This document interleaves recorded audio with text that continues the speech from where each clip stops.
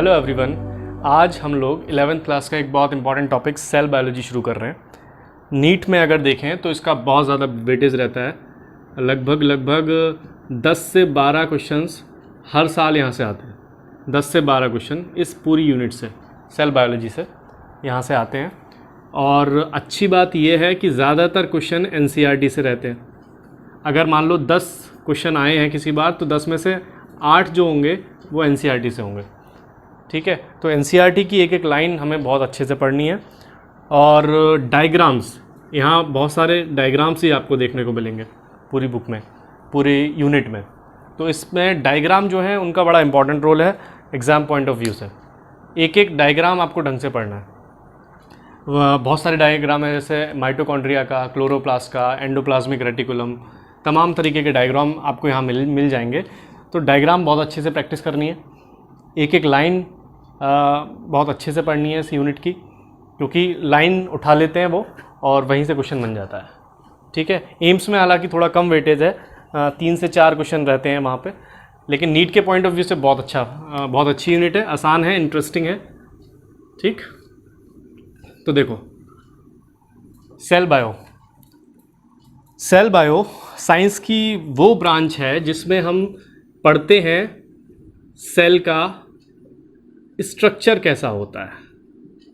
Cell का structure कैसा होता है, सेल का फंक्शन क्या होता है, और सेल का फॉर्मेशन कैसे होता है। 3 चीज़ें, सेल स्ट्रक्चर, सेल फंक्शन और cell formation. The branch of biology which deals with the study of cell structure, cell function और सेल फॉर्मेशन, उसको हम क्या बोलते हैं, cell biology. Cell formation, cell का फॉर्मेशन कैसे होता है? सेल का फॉर्मेशन होता है डिवीज़न से। एक सेल के डिवीज़न से दो सेल बनती हैं। तो सेल बनी कैसे, सेल का फॉर्मेशन कैसे हुआ? डिवीज़न से। तो हम लोग शुरुआत करते हैं यहाँ से, सेल स्ट्रक्चर से, है ना, सेल फंक्शन पढ़ते हैं, और लास्ट वाला जो चैप्टर है इस यूनिट में वो है सेल डिवीज़न। तो हम सेल स्ट्रक्चर से पढ़ना शुरू करेंगे और कहाँ तक जाएंगे? सेल डिवीज़न तक। तो यही हमारे चैप्टर का सीक्वेंस भी रहेगा, सेल डिवीज़न तक पढ़ना है हमको। तो branch of biology that deals with the study of cell structure, cell function and cell formation is cell biology. इसी के पैरेलली एक और टर्म होती है साइटोलॉजी या साइटोलॉजी। ठीक, साइटोलॉजी जो होती है उसमें कह सकते हैं कि एक तरीके से ये क्लासिकल ब्रांच है, साइंस की क्लासिकल ब्रांच है, और ये थोड़ा अभी नई ब्रांच है सेल बायोलॉजी। इसमें क्या होता है, इसमें केवल और केवल सेल स्ट्रक्चर की स्टडी की जाती है कि सेल होता कैसा है। सेल स्ट्रक्चर की स्टडी साइटोलॉजी में करते हैं, जबकि सेल स्ट्रक्चर के साथ साथ उसका फंक्शन, उसका फॉर्मेशन कैसे हुआ, वो सारी स्टडी सेल बायोलॉजी में होती है। तो the branch of biology that deals with the study of structure of cell only, that is cytology. और जिसमें हम तीनों चीज़ें पढ़ें वो क्या होगी? Cell biology. तो क्या होता था पहले, अच्छे माइक्रोस्कोप नहीं हुआ करते थे, अब तो इलेक्ट्रॉन माइक्रोस्कोप है, हर चीज़ है, सुविधाएं हैं सारी। तो अब तो हम सेल स्ट्रक्चर के साथ साथ वो क्या फंक्शन कर रही है, कैसे डिवीज़न कर रही है, वो सारी चीज़ देख सकते हैं। लेकिन पहले ऐसा नहीं हो पाता था। पहले चूँकि माइक्रोस्कोप अच्छे नहीं होते थे, तो केवल हम स्ट्रक्चर तक ही पहुंच पाते थे, इससे आगे बात नहीं हो पाती थी। ठीक है, तो ये क्लासिकल ब्रांच हो गई, और ये हमें पढ़ने जा रहे हैं अब। ठीक है, सेल बायोलॉजी। तो दोनों में अंतर ध्यान रखना है। साइटोलॉजी और साइटोलॉजी में केवल सेल स्ट्रक्चर, और सेल बायोलॉजी में हम पढ़ने वाले हैं सेल स्ट्रक्चर के साथ साथ उसका फंक्शन और उसका फॉर्मेशन कैसे होता है, यानी कि सेल डिवीज़न कैसे होता है। ये वो क्लासिकल ब्रांच थी और ये नई ब्रांच है। अब देखो, शुरू करते हैं कि सेल होता क्या है। सेल क्या है? Cell is the structural and the functional unit of organism. Structural and functional unit of organism. किसी भी ऑर्गेनिज्म की सेल जो है वो स्ट्रक्चरल और फंक्शनल यूनिट होती है। ऑर्गेनिज्म तो जानते ही हो, हम पैरेलली इकोलॉजी पढ़ रहे हैं, वहाँ हम ऑर्गेनिज्म के बारे में पढ़ रहे हैं, आप वहाँ भी देख सकते हो ऑर्गेनिज्म क्या होता है। ठीक, तो cell is the structural and the functional unit of organism. Structural से मेरा मतलब है, स्ट्रक्चरल से मतलब होता है कि जैसे कोई वॉल है और वो किससे मिलकर बनी होती है, ब्रिक्स से, है ना, ईंटों से मिलकर बनी होती है। तो एक उसकी जो स्ट्रक्चरल की बेसिक यूनिट क्या रही, ईंट, एक दीवार की। ऐसे ही हमारी जो बॉडी है, हमारी यानी कि ऑर्गेनिज्म की जो बॉडी है, लिविंग ऑर्गेनिज्म की जो बॉडी है, वो बनी होती है सेल से मिलकर, है ना। बेसिक, चाहे वो बैक्टीरिया हो, चाहे वो हायर प्लांट्स हों, हायर एनिमल्स हों, बैक्टीरिया से लेकर हायर प्लांट्स एनिमल्स तक हर किसी की बॉडी जो बनी होती है वो बनी होती है सेल से। तो cell is the structural unit. आप एक लीफ तोड़कर लाइए और उसका सेक्शन काटकर आप माइक्रोस्कोप में देखिए तो आपको जो दिखाई देगा उसमें सेल्स ही नज़र आएंगे। डॉक्टर आपकी बायोप्सी करता है, आपका कोई टिश्यू लेके उसका एग्जामिनेशन करता है, तो वो उसे क्या नज़र आता है, सेल्स नज़र आते हैं, है ना। ब्लड है, ब्लड को आप देखेंगे तो ब्लड में आपको आरबीसी, ब्लड सेल्स नज़र आएंगी। ऐसे ही बहुत सारी चीज़ें हैं, ठीक है। तो आप हर चीज़ जो बेसिकली बनी है वो सेल से मिलकर बनी है। तो structural unit of organism is cell, cell is the structural unit. ये तो रही स्ट्रक्चर की बात। अगर अब फंक्शनल की बात करें तो फंक्शनल कैसे, बॉडी का कोई भी फंक्शन हो, बेसिकली वो परफॉर्म तो सेल ही कर रही होती है। बॉडी का कोई भी फंक्शन हो वो परफॉर्म जो है वो सेल के द्वारा ही होता है, सेल ही वो काम कर रहा है। मैं यहाँ लिख रहा हूँ तो मेरी फिंगर्स में जो सेल्स हैं वो हेल्प कर रही हैं लिखने में, ठीक है। तो फंक्शनल यूनिट भी वही है। ऐसे ही स्ट्रक्चरल और फंक्शनल, तो मतलब हर ऑर्गेनिज्म की स्ट्रक्चरल और फंक्शनल यूनिट जो है वो सेल ही है। स्ट्रक्चर मतलब स्ट्रक्चर से जिससे मिलकर बनी है वो सेल है, और जो फंक्शन करती है वो भी बेसिकली सेल ही करती है। आप एक स्टेम से बार्क उठाकर लेके आइए, स्टेम का बार्क उठाकर लेके आइए और उसे स्लाइड से देखिए तो उसके अंदर आपको कॉर्क सेल नज़र आएंगी, कॉर्क सेल नज़र आएंगी, है ना। बार्क बनी होती है कॉर्क सेल की, बार्क के अंदर कॉर्क सेल है, तो कॉर्क सेल आपको नज़र आएंगे, वो भी सेल ही है।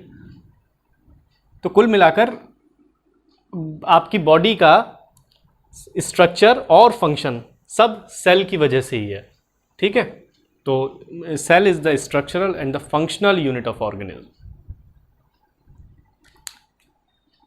अच्छा, और एक बात है सेल के लिए कि cell is the basic unit of life, ये भी बोला गया है। Cell is the basic unit of life, basic unit of life भी सेल को बोला गया। सवाल आता है कि सेल को ही बेसिक यूनिट क्यों बोला गया। सेल भी तो किसी ना किसी चीज़ से मिलकर बना होगा, सेल जिससे मिलकर बना है उसे बेसिक यूनिट क्यों नहीं बोला। सेल, अच्छा सेल बना किससे होता है, सेल बना होता है प्रोटीन से, है ना।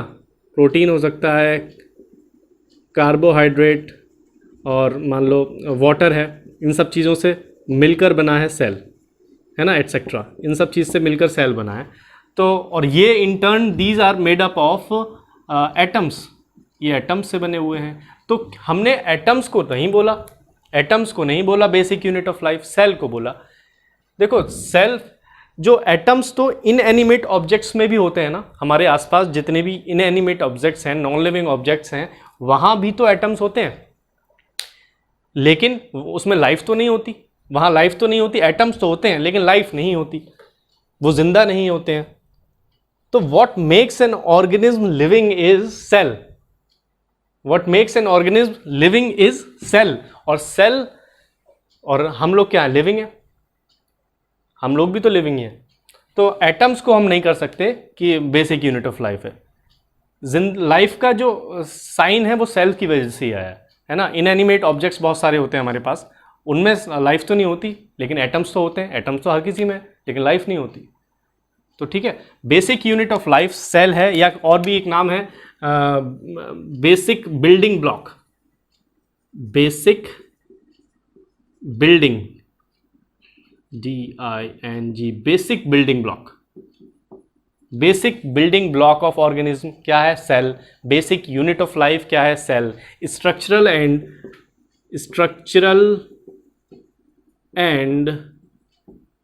Functional unit.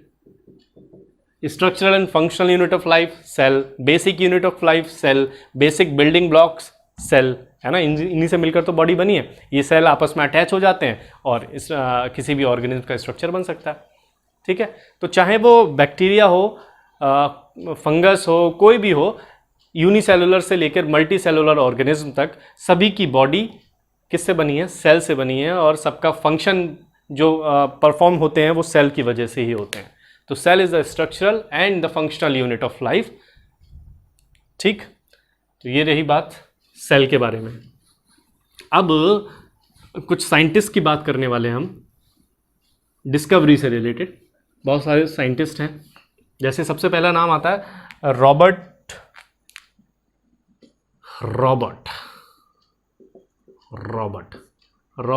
Hook. Robert Hooke का नाम आता है सबसे पहले। इन्होंने एक बुक लिखी माइक्रोग्राफिया नाम की एक बुक इन्होंने लिखी, जिसमें इन्होंने सेल टर्म इंट्रोड्यूस की, रॉबर्ट हुक को ही क्रेडिट जाता है डिस्कवरी ऑफ सेल का। Discovery of cell, the cell was discovered by Robert Hooke. इनकी बुक का नाम याद रखना, माइक्रोग्राफिया। सेल टर्म को इन्होंने इस बुक में इंट्रोड्यूस किया था, है ना। और सेल की डिस्कवरी का क्रेडिट किसको जाता है? रॉबर्ट हुक को। क्या हुआ था, साल 1665 यानी 1665 साल था। रॉबर्ट हुक ने क्या किया, एक स्टेम से वो बार्क निकाल कर लाए, और बार्क के अंदर जो सेल्स होती हैं वो होती हैं कॉर्क सेल। उन्होंने इन कॉर्क सेल को माइक्रोस्कोप के से देखा। इन्होंने खुद का एक माइक्रोस्कोप बनाया था, और उस माइक्रोस्कोप में ये कॉर्क सेल को ऑब्जर्व करने लगे। उन्हें क्या दिखा? उन्हें दिखा कुछ ऐसा स्ट्रक्चर जैसे कोई मधुमक्खी का छत्ता होता है ना, हनीकॉम, मधुमक्खी के छत्ते के जैसा एक स्ट्रक्चर उन्हें दिखाई दिया। बीच में हॉलो, बाहर आउटर साइड में एक कवरिंग और बीच में हॉलो स्ट्रक्चर। ठीक है, आउटर साइड में कवरिंग और बीच में एक हॉलो स्ट्रक्चर, ये उन्हें दिखाई दिया। एक्चुअली जो कवरिंग थी बाहर, वो सेल वॉल थी। जो कवरिंग थी वो सेल वॉल थी। देखो, कॉर्क सेल जो होते हैं वो अब हमें मालूम है कि डेड सेल होते हैं, वो डेड होते हैं। डेड क्यों होते हैं? क्योंकि उनमें सुबेरिन का डिपोजिशन होता है। सुबेरिन का डिपोजिशन होने की वजह से वो सेल होते हैं डेड, जिसकी वजह से इनके अंदर साइटोप्लाज्म खत्म हो जाता है। साइटोप्लाज्म नहीं होता। तो साइटोप्लाज्म नहीं होता तो ये कैसे? हॉलो चैम्बर, खाली हो गया एकदम।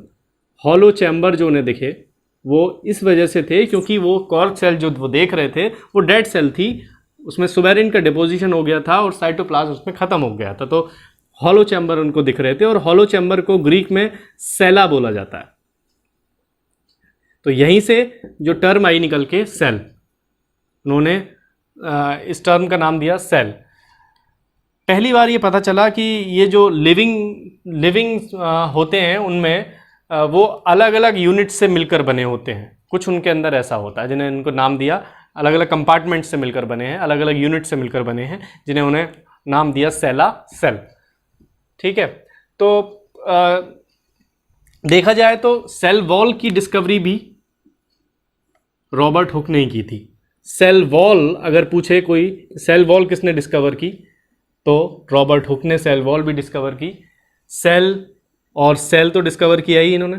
Cell was discovered by Robert Hooke. लेकिन क्या वो लिविंग सेल था? ना, लिविंग सेल नहीं था, वो डेड सेल था। कैसा सेल था? Dead cell.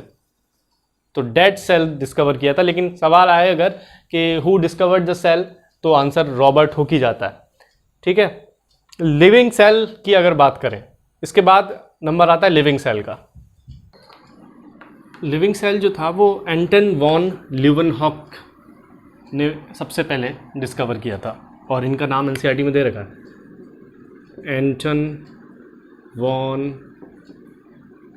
ल्यूवेनहॉक, स्पेलिंग पे ना जाएं, लीवनहॉक, एंटन वॉन लीवनहॉक, ठीक है। एनसीईआरटी में दे रखा है इनका नाम एंटन वॉन लीवनहॉक। केवल इन्होंने एनसीईआरटी ने रॉबर्ट हुक का जिक्र नहीं किया है, एंटन वॉन लीवनहॉक का बताया, और इन्होंने लिविंग सेल को डिस्कवर किया था। इन्हें भी नया नया माइक्रोस्कोप मिल गया था, कहीं से बना लिया था। तो ये भी दुनिया भर की चीज़ें देखते रहते थे। कभी खून निकल आया तो आरबीसी और ब्लड को देखने लगे, है ना, माइक्रोस्कोप से ऑब्जर्व करने लगे। नाली का गंदा पानी ले आए और उसे माइक्रोस्कोप में देखने लगे। कुछ नहीं, बैठे हैं तो दांत में से जो गंदगी निकलती है उसे ही निकाल के बैठने में नया नया शौक चढ़ा था। तो फिर इन्हें इन सभी चीज़ों में इन्हें एक चीज़ कॉमन दिखाई दी, कुछ मूविंग स्ट्रक्चर्स दिखाई दिए, है ना। और मूविंग स्ट्रक्चर्स को इन्होंने नाम दिया था एनिमलक्यूल,